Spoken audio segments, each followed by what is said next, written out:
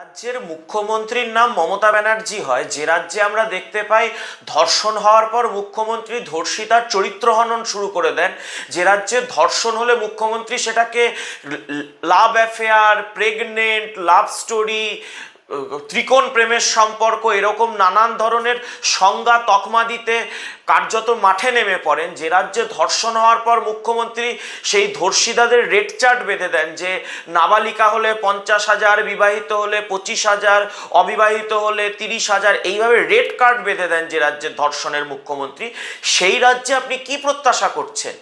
এই রাজ্যে ধর্ষকরা জানে আমরা ধর্ষণ করলেও এমন অপদার্থ পুলিশ মন্ত্রী এ রাজ্যে আছে যেখানে কামদুনি থেকে করেয়া ধর্ষণ প্রমাণিত হয়ে যাওয়ার পরেও পুলিশি তদন্তে এমন গাফিলতি থাকে, ধর্ষকরা কার্যত ছাড়া পেয়ে যায়। ধর্ষকদের মানে এক কার্যত একটা উন্মাদ ভূমিতে পরিণত হয়েছে এই পশ্চিমবঙ্গ, কারণ কোনো ল অ্যান্ড অর্ডার নেই। 15 বছরে মুখ্যমন্ত্রী একজন ধর্ষককেও ফাঁসি কাটে ঝোলাতে পারেননি, এমন অপদার্থ একটা ল অ্যান্ড অর্ডার সিচুয়েশন এই পশ্চিমবঙ্গে। আজকে বলুন না, শুধু দুর্গাপুর কি, আনন্দপুরে ধর্ষণের ঘটনা, জয়নগরে ধর্ষণের ঘটনা, কোচবিহারে ধর্ষণের ঘটনা, মানে একজন নাবালিকা পড়ুয়া, তাকে 10 বছর বয়সী মেয়ে, সেও ধর্ষিতা হচ্ছে জায়গায় জায়গায়। মানে শেষ 24, 48, 72 ঘন্টায় 10, 12, 15, 18 এই সংখ্যক ধর্ষণ হচ্ছে। আর তৃণমূল সমর্থকরা ধর্ষণ হলেই চলে যাবে ওই তোদের উত্তরপ্রদেশে কি হচ্ছে, ওই মধ্যপ্রদেশে কি হচ্ছে।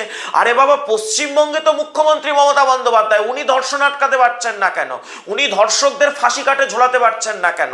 আসলে যারাই ধর্ষক তারাই দেখবেন ঘুরিয়ে ফিরে তৃণমূল কংগ্রেসের ওই লুঙ্গি জিহাদি বাহিনী, তারাই হচ্ছে ভোটের সময় ওই তৃণমূলের ক্যাডার হয়ে কাজ করে। এটা জায়গায় জায়গায় প্রমাণিত হয়ে গেছে। তাই ধর্ষকদের বিরুদ্ধে কড়া পদক্ষেপ নিতে এই সরকারের হাত কাঁপে। পশ্চিমবঙ্গের পুলিশ শ্রেষ্ঠ পুলিশ, কিন্তু পুলিশ মন্ত্রী মানে সর্বনিকৃষ্ট।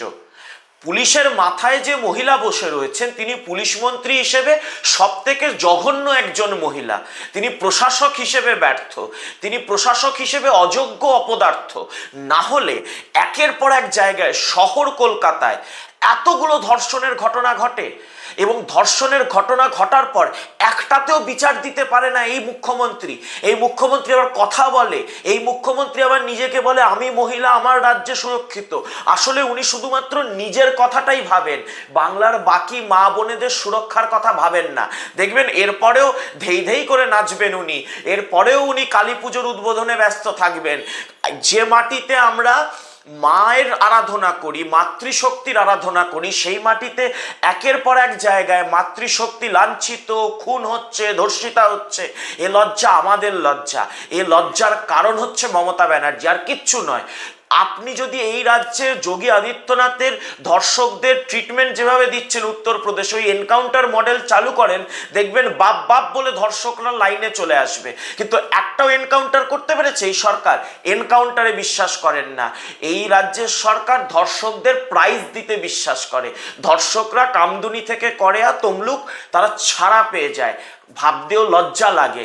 তাপসী মালিকের দেহটাকে নিয়ে রাজনীতি করে ক্ষমতায় আসা এই মহিলা আজকে গোটা রাজ্যে তার আমলে 15 বছরে 50,000 ধর্ষণের ঘটনা ঘটেছে, একটারও বিচার উনি দিতে পারেননি।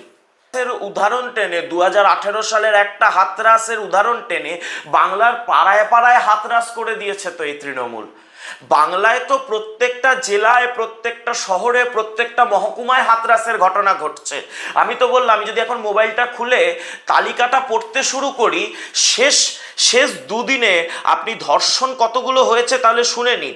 শেষ দুদিনে পশ্চিমবঙ্গে আনন্দপুরে ধর্ষণ, কলকাতা বন্দরে ধর্ষণ, দুর্গাপুরে ধর্ষণ, শিলিগুড়িতে ধর্ষণ, বারুইপুরে ধর্ষণ, পুরুলিয়ায় ধর্ষণ, হলদিয়ায় ধর্ষণ, রাজগঞ্জে ধর্ষণ।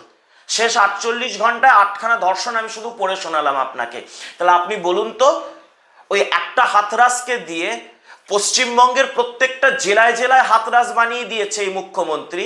এই মুখ্যমন্ত্রী বলেন এই নির্লজ্জ অপদার্থ মানে দোকান কাটা মুখ্যমন্ত্রীর পদত্যাগ চাই। এই মুখ্যমন্ত্রী অপদার্থ। এই মুখ্যমন্ত্রী এরপরেও বলবে আমি বাংলার মুখ, আমি বাংলার একমাত্র মেয়ে। আর যত রাজ্যের আরজিকর থেকে কসবা, যেখানে যেখানে যা কিছু হোক না কেন, ওনার কিচ্ছু যায় আসে না। কারণ উনি যন্ত্রণা বুঝবেন কি করে? উনি কি করে ভাববেন যে একজন মা, একজন বাবা, তার যখন মেয়ের খবর আসে যে ধর্ষিতা হয়েছে তার মেয়ে, সেই যন্ত্রণাটা উনি বুঝবেন কি করে? উনি রাজ্যের অভিভাবক হতে পারেননি। অজুহাত শ্রী মুখ্যমন্ত্রী অজুহাত দিতে ভালো পারেন। উনি একটাই দফতর চালান, সেটার দপ্তরের নাম হচ্ছে অজুহাত। বন্যা হলেও অজুহাত, দুর্নীতি হলেও অজুহাত, চুরি হলেও অজুহাত, ডাকাতি হলেও অজুহাত, ধর্ষণ হলেও অজুহাত। বন্যা হলে বলে দেবেন পাশের রাজ্যের জল আসছে, ভুটানের জল আসছে। আবার যখন ধর্ষণ হবে বলে দেবেন বহিরাগতরা এসে ধর্ষণ করছে। একটা মেয়ে কত প্রত্যাশা নিয়ে পড়তে এলো দুর্গাপুরে, সেই মেয়েটাকে 1 কিলোমিটার টেনে হিচড়ে নিয়ে গিয়ে ধর্ষণ করা হলো। পুলিশ পেট্রোলিং ছিল না কেন? একটা ক্যাম্পাসের নিরাপত্তা কেন ছিল না? প্রত্যেকটা হাসপাতালে, প্রত্যেকটা কলেজে কেন নিরাপত্তা কর্মী প্রয়োজনীয় সংখ্যক নেই? এই ক্যাম্পাসের নিরাপত্তা, প্রতিষ্ঠানের নিরাপত্তা, এটা কবে উনি সুনিশ্চিত করবেন? কবে? আর কিসের অপেক্ষা করছেন? এবার কি ঘরে ঘরে ধর্ষণ হলে তারপর মুখ্যমন্ত্রী সজাগ হবেন? আসলে মুখ্যমন্ত্রী বকলমে পশ্চিমবঙ্গে ধর্ষণশ্রী প্রকল্প শুরু করে দিয়েছেন। ওনার ওই দামাল ভাই ভাইপোরা যারা ওই হলো লুম্পেন বাহিনী, দুষ্কৃতী বাহিনী, তারা এই সারা বছর ধরে কোথাও খুন করবে, কোথাও ধর্ষণ করবে, কোথাও শ্লীলতাহানি করবে, কিন্তু যেহেতু ভোটের সময় এরা তৃণমূলের লুম্পেন হয়ে ভোট লুটটা করে, তাই মুখ্যমন্ত্রী এদেরকে 7 খুন মাফ করে ছাড় দিয়ে রাখবে।